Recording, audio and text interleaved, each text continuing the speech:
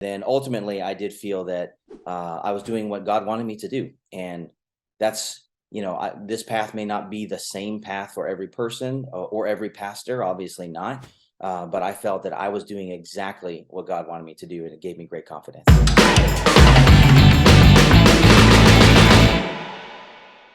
My initial plan was to follow some friends of ours into single family rentals, Sure. and we actually did that.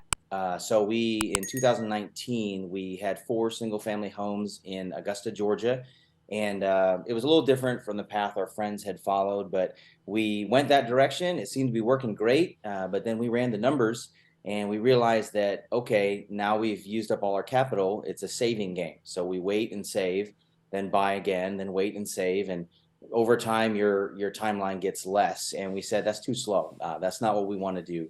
And about that time, I had become an addict kind of for bigger pockets, and I heard your podcast on bigger pockets, and I was hooked. And so this is actually kind of a dream of mine that I didn't even know I had, to be on your podcast. It's pretty awesome. And I probably listened to 30 or 40 episodes. And long story short, we basically decided to do it on our own at first. And so I spent about 3 months trying to apply all your principles. And I got super scared. And I just said, you know what? I cannot afford to make a life changing mistake. I could set my family back financially by a decade. And so I'm going to go the mentorship route. And we began to explore mentorship, and ended up doing that with you. And I was the same way. The only difference between you and I is I actually did stuff that set me a decade back, and I didn't go to the mentorship route back when I got in the restaurant business. Man, that Sure. a mentor back then would have really helped. And you're like, oh man, I'm into this for a few weeks. This is yeah, I don't want to make the big mistakes. I need a little bit of help. And you chose to work with basically, well, with us as an organization, but also specifically with someone who's a full-time syndicator. They've already quit their job. They have hundreds of units. And so what value did you find now in hindsight with a mentor? So it was a good idea at the time, but now that you've gone through it and you've done a few deals, how important was that? It was super important. To be honest, I really couldn't have done it without you and your team, Michael. And I've said it to you personally, but I guess publicly, just like to say thank you for investing in the masses at large, like us, because you could just go out and do your thing, and you don't have to provide this mentorship and these programs to help folks. But me and my family benefited immensely, and we appreciate it. Back to your question, if I remember it right, like what was the value of the mentorship? Yes. What specifically helped? So I appreciate the kind words, but what specifically helped get you into your first deal and then possibly do another about working with someone who's basically done this a few times? Sure, I would say the two major aspects of getting into my first deal, which you say is vitally important, and it is, were one, it gave me confidence that I did not have going into it. I'm a pastor. I felt like I was doing what God wanted me to do, even in this real estate venture. But it was hard because I have no background in that. I didn't know about real estate at all until I was 40 years old. And so, really, being with a mentor like Drew Whitson just gave me immense confidence that I could go out there and kill it. And if I messed up, someone would be there to at least catch me or pick me up and dust me off. And the second aspect was honestly having access to the people and organizations that make things happen in this industry, attorneys and CPAs, and just all the different pieces of your team that you have to assemble. It would have been a hard grind without Drew kind of paving the way, saying, hey, here's who I use, here's who I recommend, here's a couple options. And it really just kind of shortcutted the whole process. So confidence and the access to an existing network, those are absolutely critical. So tell us a little bit about your first deal. Was that a pretty simple deal to do, or what did you have some twists and turns on the path there? Looking back, it's a very simple and a very small deal, but that's the way it always is, right?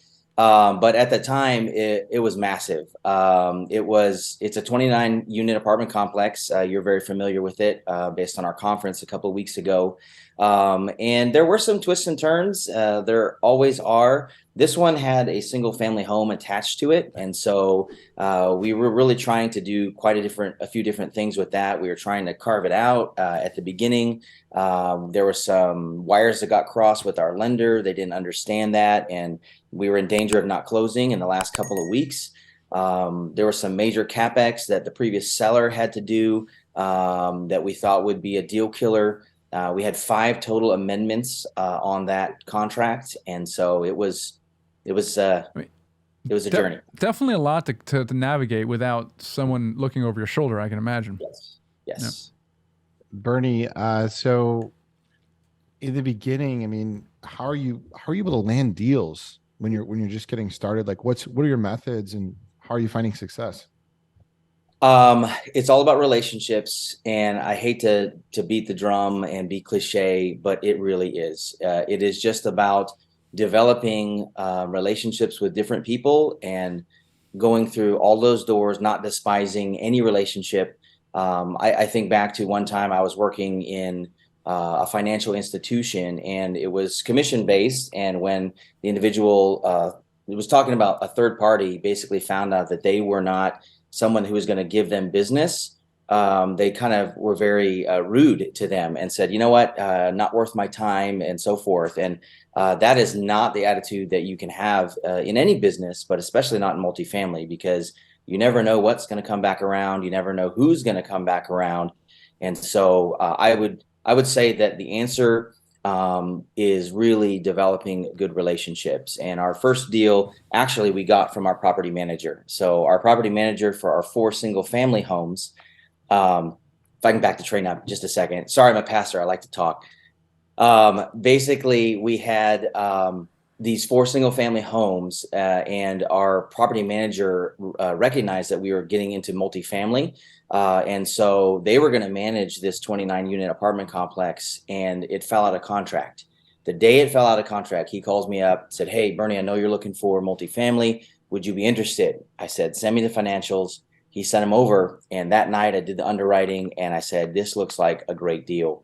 And 3 days later, we had it under contract. And so, brokers, yes, I have a relationship with brokers. I totally agree with that route, but this one happened to come to me through property manager It's not relationships. the first time I've heard that. I remember Ed Hermson I had on the podcast a while back. He got his first deal through property management. Also, as you're building your team, right, you come across the attorneys, the CPAs, your property managers, and sometimes you have access to a deal. And I love that. Now think about, you talk about confidence, and I don't want to gloss over this thing, because here you are, you're a pastor. People know you as a pastor, right? Yeah. You're not the you're not the kind of how much was the deal? What was the purchase price? 1.4 Yeah, million. they don't know you as someone who's capable of buying a $1.4 million anything. Nope. So, what gave you the confidence to actually even attempt this? Okay, I mean, I know you had a single family house, but most people can sort of wrap their their head around and you're like, I know, I'm gonna go get a mentor and buy a 29 plus unit apartment building. Like, what hurdles did you have to overcome in your mind to kind of take action? Because a lot of people are paralyzed, or they're like, they can't Sure. believe they can do it. And so if I can't believe I can do something, as you know, man of faith, if I don't believe something, why am I going to do something? Because I have no confidence it's gonna happen anyway. So what kind of gave you the confidence to basically move forward, even though you didn't have all the answers? I would say having support in your life is huge. And I guess this would be where I give my wife some great props here. My wife, Leslie, we've been married now for, oh boy, 12 years, almost 13. And she was with me the whole step of the way. We were on board 100%. We did the single family homes kind of as a team. But then when we launched into multifamily, just out of necessity and our young kids, I kind of had to take the lead on that. But she has been my avid supporter and backer, and she just wrote me a note a couple of weeks ago, and I was just really touched. And she doesn't even know I was going to say this, but basically she said that you jumped into this business not knowing which way was up, and you're killing it. And I don't know how to explain to you what that does to me as a man, just saying, hey, my wife believes in me. And that was really awesome. And I have a business mentor, and my boss, my pastor, my senior pastor. He believed in me, and he's my greatest champion for capital raising, let me tell you. And so just having those people in my life gave me immense confidence to move forward and take the risk.